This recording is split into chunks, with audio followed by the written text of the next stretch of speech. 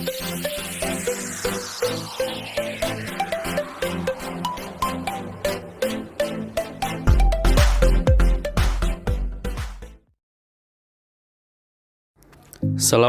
warahmatullahi wabarakatuh.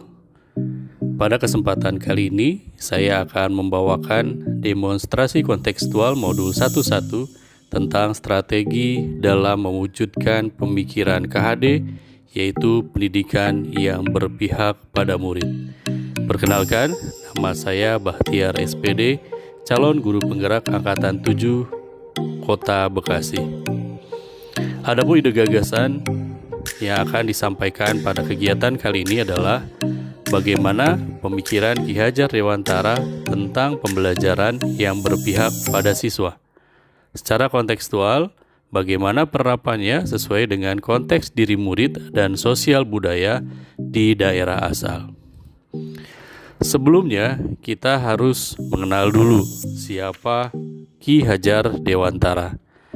Ki Hajar Dewantara sebagai pahlawan pendidikan Indonesia lahir di Yogyakarta 2 Mei 1889 dengan nama R.M. Suwardi Suryaningrat. Merupakan cucu dari Sri Paku Alam ketiga dan ayahnya bernama G.P.H. Suryaningrat. Kita kenal sebagai bapak pendidikan melalui buah pemikirannya. Ki Hajar Dewantara berpendapat jika pendidikan adalah serangkaian proses untuk memanusiakan manusia. Ki Hajar Dewantara mendirikan sebuah perguruan yang bercorak nasional, National Otherwise Institute Taman Siswa atau Perguruan Nasional Taman Siswa pada Juli 1922. Lembaga pendidikan yang memberikan kesempatan bagi para pribumi kelas bawah untuk bisa memperoleh hak pendidikan seperti halnya para priai maupun orang-orang Belanda. Perguruan ini mengubah metode pengajaran kolonial, yaitu dari sistem pendidikan perintah dan sanksi ke pendidikan pamong yang sangat menekankan pendidikan mengenai pentingnya rasa kebangsaan kepada peserta didik agar mereka mencintai bangsa dan tanah air dan berjuang untuk memperoleh kemerdekaan. Untuk menjawab pertanyaan bagaimana pemikiran KHD tentang karakteristik pembelajaran yang berpihak pada siswa, ada 4 hal yang akan menjadi pembahasan kita. Yang pertama adalah manusia merdeka, yang kedua mendidik sesuai dengan kodrat siswa, yang ketiga belajar adalah permainan, dan yang keempat memberikan teladan, motivasi, dan dorongan. Berikut refleksi dari pembelajaran yang berpihak pada siswa. Yang pertama, manusia merdeka.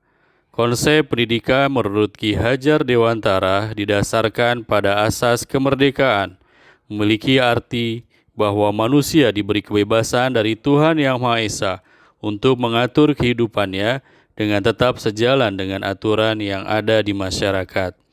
Maka dari hal itu, diharapkan seorang peserta didik harus memiliki jiwa merdeka, dalam artian merdeka secara lahir dan batin serta tenaganya.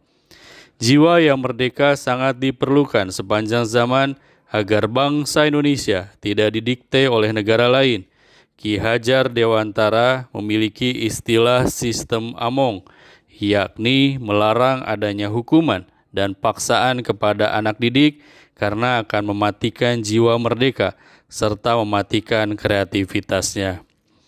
Melihat berbagai hal tersebut tentunya sesuai dengan program pendidikan yang diusung Indonesia saat ini, yakni sebuah program kebijakan Merdeka Belajar.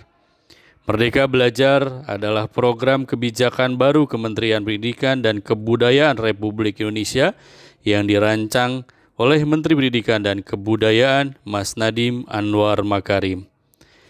Esensi kemerdekaan berpikir harus didahului oleh para guru sebelum mereka mengajarkan kepada siswa-siswi. Merdeka Belajar diharapkan dapat memperbaiki proses belajar mengajar agar dapat berdampak baik dalam aspek kehidupan, mulai dari aspek fisik, mental, jasmani, dan rohani, dalam dunia pendidikan. Dalam kontekstual pendidikan di sekolah, salah satu penerapannya adalah dengan memberikan kebebasan kepada murid untuk berpendapat, memberikan apresiasi dalam bentuk reward kepada siswa yang berprestasi, dan memberikan ruang kreativitas seluas-luasnya untuk menumbuhkan minat dan bakat siswa.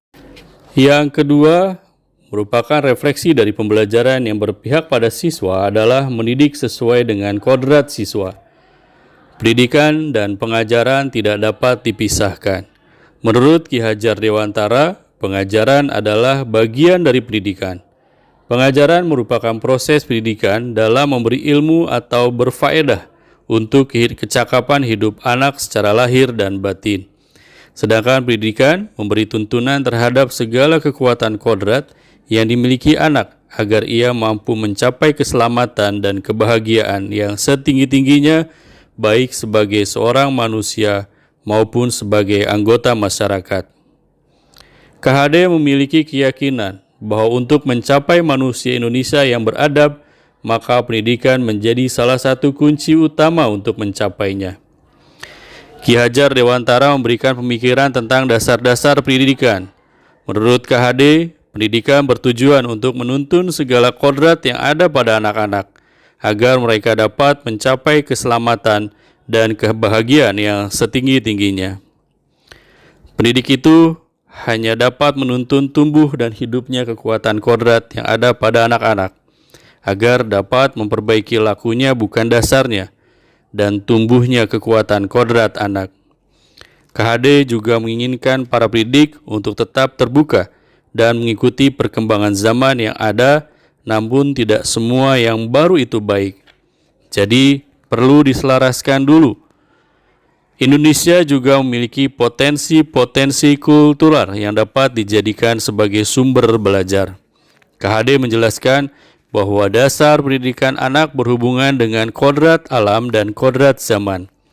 Kodrat alam berkaitan dengan sifat dan bentuk lingkungan di mana anak berada, sedangkan kodrat zaman berkaitan dengan isi dan irama. Kodrat zaman bisa diartikan bahwa kita sebagai guru harus membekali keterampilan kepada siswa sesuai zamannya agar mereka bisa hidup, berkarya, dan menyesuaikan diri. Dalam konteks pembelajaran sekarang, kita harus bekali siswa dengan kecakapan abad 21. Belajar adalah permainan. KHD dengan Taman Siswa menggunakan metode dalam belajar dengan menggabungkan antara panca indera dan permainan. Keduanya adalah sesuatu yang tidak dapat dipisahkan. Sebagai contoh, permainan seperti dakon, cublak-cublak suang, dan kubuk yang mendidik anak pengertian perhitungan dan perkiraan atau taksiran.